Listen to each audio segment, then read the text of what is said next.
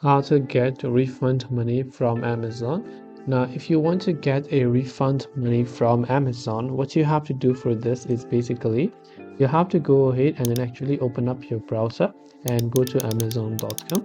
Once you go to amazon.com, this is the type of interface you will see. And let's say you have an issues with a particular order and you'd like to get a refund. First, it must be that you comply with the product's refund policy and Amazon's refund policy. That means that the product you purchase must not be damaged or used for a long period of time. If you are still under the refund guidelines, then you will be able to process a refund once you log into your account. Go to the account and list options from the top right, or you can also go to the option called returns and orders from the very top right hand side.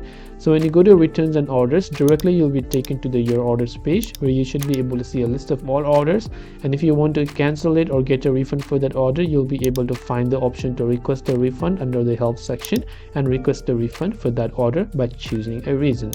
Now this way you'll be able to get a refund from Amazon. I hope the video helped you out. If you have got any further questions, feel free to leave them down. Thanks for watching and see you soon in the next video.